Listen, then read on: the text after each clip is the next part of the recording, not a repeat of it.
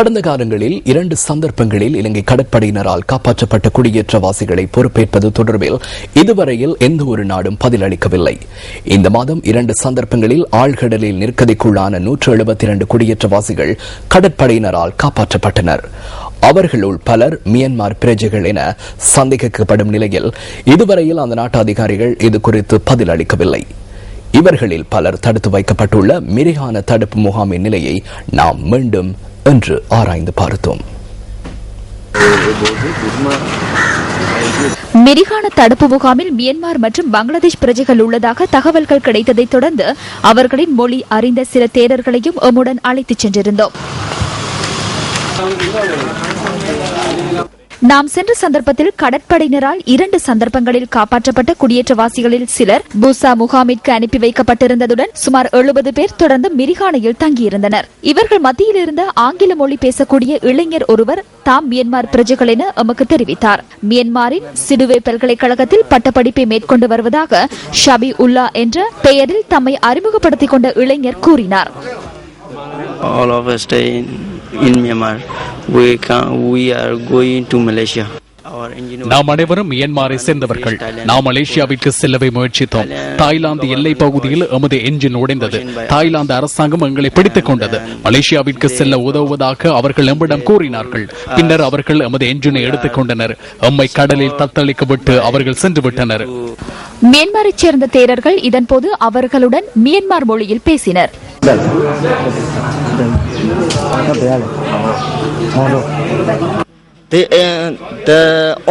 இவர்கள் அனைவரும் தகவல்களை எனக்கு தெரிவித்தனர். அவர்கள் மியன்மாரின் ரோஹிங்யா இனத்தவர்கள் என கூறினர். என்னால் இந்த நிலைமையை புரிந்து கொள்ள முடியவில்லை. நான் அறிந்த வகையில் அவர்கள் மியன்மார் பிரஜைகள் அல்ல.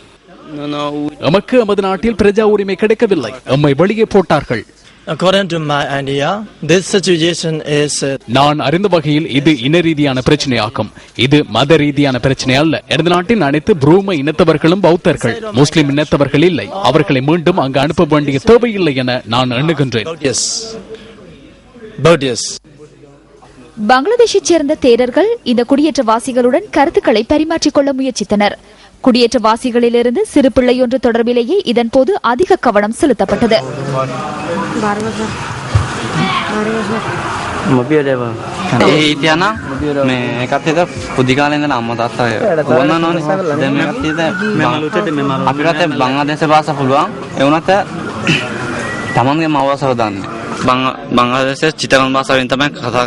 பங்களாதேஷின் சிட்டகாங் மொழியிலேயே பேசினார்கள். சிலரே புரூம மொழியை அறிந்துள்ளனர். அதிக அளவிலானோர் வங்காள மொழியிலேயே பேசினார்கள். அந்த மொழியையே அவர்கள் பயன்படுத்துகின்றனர். தமது நாடு மற்றும் பங்களாதேஷ் எல்லையில் உள்ள ரகையின் பிரதேசத்திலேயே இவ்வாறானவர்கள் உள்ளதாக எமக்கு கருத்து தெரிவித்த மியன்மார் தேரர்கள் சுட்டிக்காட்டுகின்றனர். இந்த குடியேற்றவாசிகளுக்கு மியன்மார் பிரஜா உரிமை இல்லை என தேரர்கள் கூறினர். எவ்வாறாயினும் தாம் மீண்டும் மியன்மார் அல்லது பங்களாதேஷுக்கு செல்ல தயாராக இல்லை என இந்த குடியேற்றவாசிகள் தொடர்ந்து தெரிவித்த வண்ணம் இருந்தனர். இந்த சம்பவம் தொடர்பில் இன்று வரை உத்தியோகபூர்வமாக எமக்கு அறிவிக்கப்படவில்லை. எனினும் இந்த சம்பவம் தொடர்பில் ஆராய்ந்து வருகின்றோம்.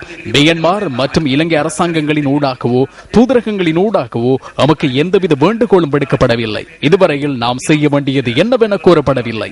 மியன்மார் அரசாங்கத்திடம் நாம் இது தொடர்பில் கேட்டுள்ளோம். இதுவரையில் அதற்கான பதில் எமக்கு கிடைக்கவில்லை. இவ்வாறு நெருக்கடிக்குள்ளாகியுள்ள நிலையில் கடலில் தத்தளித்து மீட்கப்பட்டால் தற்காலிக பாதுகாப்பு இடம் ஒன்று வழங்குவது அனைத்து அரசாங்கங்களுக்கும் உள்ள பொறுப்பாகும். சர்வதேச சட்டங்களின் கீழ் இலங்கை அரசாங்கத்துக்கும் பொறுப்புள்ளது. அவர்களை தொடர்ந்தும் அனர்த்தத்துக்குள்ளாக்க முடியாது. இலங்கை அரசாங்கம் தொடர்ந்து அவர்களுக்கு பாதுகாப்பு வழங்க வேண்டும் என்பது இதன் கருத்தல்ல. அரசாங்கம் ராஜதந்திர ரீதியில் மியன்மார் மற்றும் இலங்கை அரசாங்கங்களுக்கு இடையில் கலந்துரையாடி இவர்களை பாதுகாப்பான முறையில் அவர்களின் நாடுகளுக்கு அனுப்புவதற்கான நடவடிக்கையை தயாரிக்க வேண்டும். அவர்கள் மீண்டும் செல்ல மாட்டோம் என கூறியிருந்தார்கள். இது ராஜதந்திர முறையில் தீர்க்கப்பட வேண்டிய பிரச்சினை. இது தெளிவான பதில் என கூற முடியாது.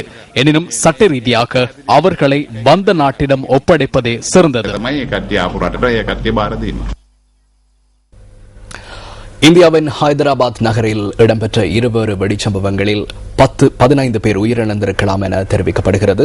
முதலாவது வெடிச்சம்பவம் பஸ் நிலையம் ஒன்றில் இடம்பெற்ற 10 நிமிட இடைவேளையில் திரையரங்கொன்றில் இரண்டாவது வெடிச்சம்பவம் இடம்பெற்றதாக போலீசார் தெரிவித்திருக்கின்றார்கள். இந்த தாக்குதல்களில் உயிரிழந்தவர்களின் எண்ணிக்கை மேலும் அதிகரிக்கலாம் என அஞ்சப்படுகிறது. இது தொடர்பான மேலதிக தகவல்களை இரவு 10:45 நியூஸ் ஃபர்ஸ்டின் பிரதான செய்திகளில் எதிர்பாருங்கள். இதுடன் நமது 8 மணி பிரதான செய்திகள் நிறைவு பெறுகின்றன. வணக்கம். வணக்கம். Hotline 0114-896-896. www.newsfirst.lk. Feedback at newsfirst.lk.